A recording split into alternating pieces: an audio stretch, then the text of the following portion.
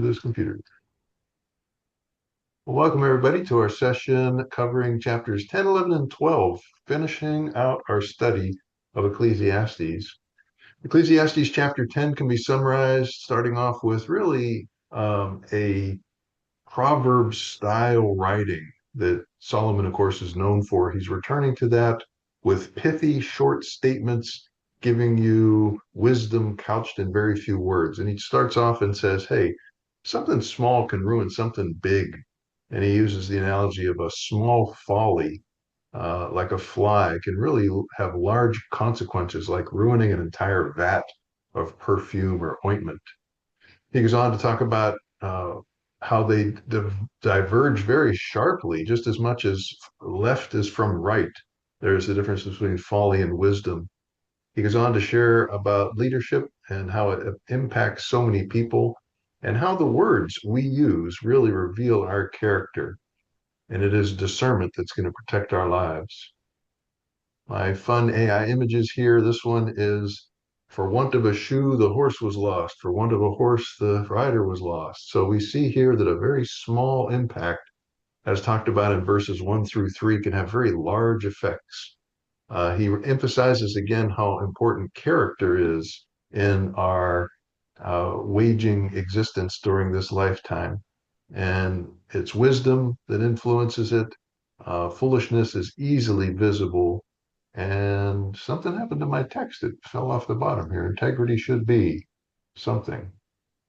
Sorry about that. Another one, verses 4 through 7, wisdom in leadership. He goes on to say how important it is to stay calm under pressure. And in a position of leadership, we need to be the one stable voice in the room when we're getting surrounded by arguments and input from others. And you can see it's a wise king who keeps his cool. We want to avoid an impulsive reaction and knowing that if we're in a position of leadership, we make a mistake, so many people are going to be affected by that. And just because you have a position doesn't mean that you actually have wisdom that is associated with that position. Here we see him working on a beautiful jewel, and he talks about the practical consequences and how actions have consequences. And it's our preparation that matters in all circumstances. Skills increase effectiveness, and a fool creates needless trouble. Here we see him preaching, and a king who prays for his people builds a kingdom that endures. So he's encouraging people in leadership positions to be mature and bless others. Know that your words matter, that careless speech is very dangerous, and how important self-control is. So again, very sound leadership instruction, whether it be 3 weeks old or 3,000 years old. It stands the test of time that character really shapes the influence you'll have. We move into chapter 11, and he starts to reminisce a little bit about being a young man. And we see Solomon pictured here young. And he stresses how uncertain life is and how once we have faith, we'll suddenly find ourselves being more generous. But remembering that our outcomes can't be controlled, and any kind of action is better than paralysis. And while you're in your youth, you should recognize and know God, and that connection will carry you into your old age and give you the ability to be appreciative of the gifting you have. As they say, count your blessings.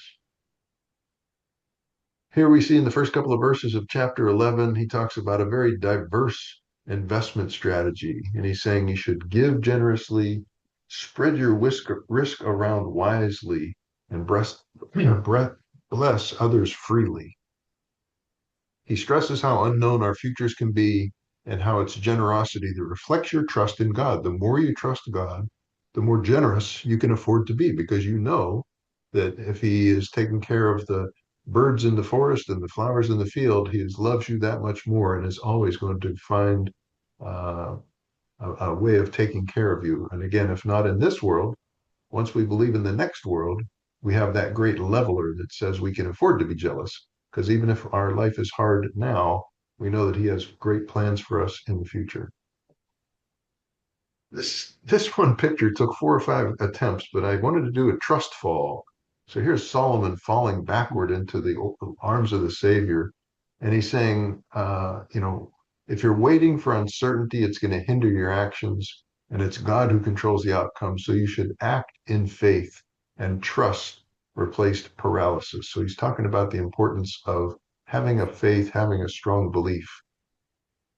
He gives us some Proverbs style summaries about how life itself is a gift and we should enjoy God's blessings. This is our example that we should not um, worship the gift itself, but worship the gift giver. He reminds us that while you're young, if you recognize that one day you will get old, and that's why it's good for young people to be in touch with us old guys and get some of our wisdom so that they can start to adjust how they interpret the world around them and find more joy in all circumstances. Because gratitude is appropriate and it is expressing joy of the giver, God, that is to be honored. So he touches again how much a blessing is youth and we are accountable and our choices have consequences and we should be living before God. We end up with chapter 12, where he is finally going to deliver us that promised good news, meaning that we've been studying this as life under the sun. In fact, chapter 10 is the last place we're going to hear the under the sun phrase, but it's code for him having a thought exercise of what if this was all there is? What if there is no life after death? What if there was no God to render ultimate justice in the end of our life? What would be important in life? And he does tell us that it is important to be wise and it is important to, manage your character. But he ends up saying that all of it is hibal, all of it is wisp, all of it is smoke. So in chapter 12, he's going to come back around to recognizing that he is grateful that he is a man who believes a God who offers final justice. So he introduces 12 with the same life is brief. We are going to all age, and God should be remembered early. Kind of the same repeat as we saw in chapters 10 and 11. But he gets down to the final judgment is what gives life its significance. He stresses how that our strength will fade. I know we find young people find this hard to believe, but us old guys, we can appreciate it pretty quickly that this is true. Aging is universal, and the wise person plans ahead and has, adequate, circumstances and savings and people who have relationships with and a reputation in the community so that people want to reach out and care and serve you. Here's one of the scariest images that AI generated for us, showing that death is what comes to all, and our earthly existence is oh so temporary. It has marked that life under the sun. You won't find that phrase anymore in chapter 12, but it is a repeat that God alone endures. Now he starts to wrap up and gives us the wisdom, and this is where it can be a little hard to understand. But he's saying we need to seek truth, and it is wisdom that will guide our lives. And the teacher will give this instruction. And he says, don't ramble on with many words because that can make weary. He comes up with the final conclusion to fear God, keep his commandments, that everything you do, every thought, every word, every action matters because judgment is certain. That's the world that is the one we people of faith believe in, that there is a final judgment. And that then drives humanity's duty is to understand through special revelation what is God's command for us, what is his instruction for us. We also have the advantage of the New Testament. So while we read in Ecclesiastes, fear God, we get corroboration from the New Testament in several places, Matthew, Peter, the book of Revelation. We see again, keep his commandments in Ecclesiastes. And we fast forward to the New Testament and find that same command in John in a couple of different places, in the Gospel of John and then John's letters, First John.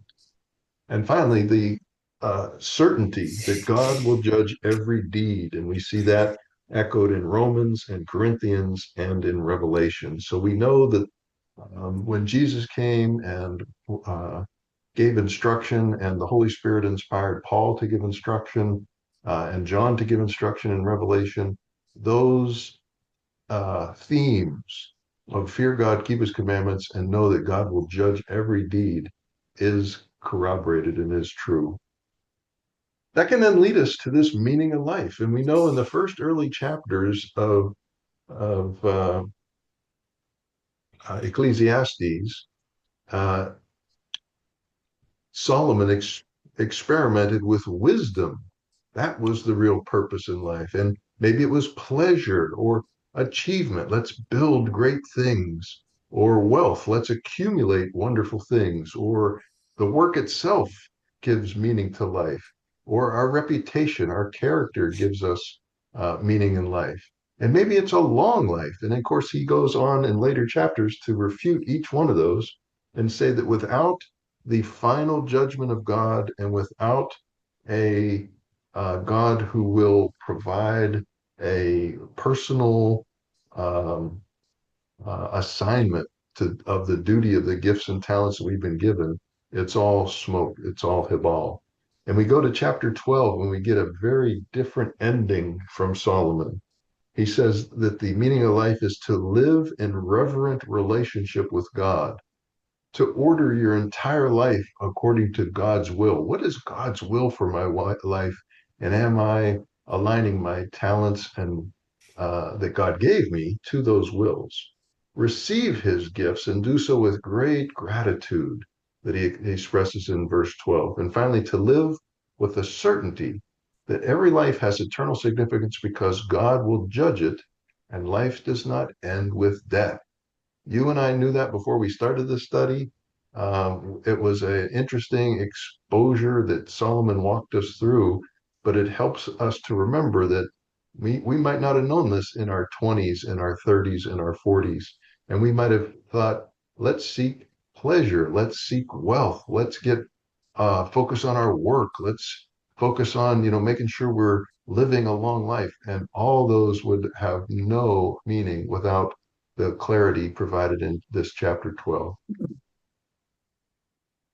I had AI give us one final beautiful graphic here at Solomon, reflecting on those key points. His final realization: know God, fear him, faithfully obey him, gratefully enjoy his gifts, and only what is lived for God has lasting significance beyond the sun. And that's the closure of this study of Ecclesiastes. I've already got a kickoff for next week when we're going to start. And this is Paul, luckily another bald guy. We're going to be studying Philippians starting next week. I hope you're able to join. That's it for this week.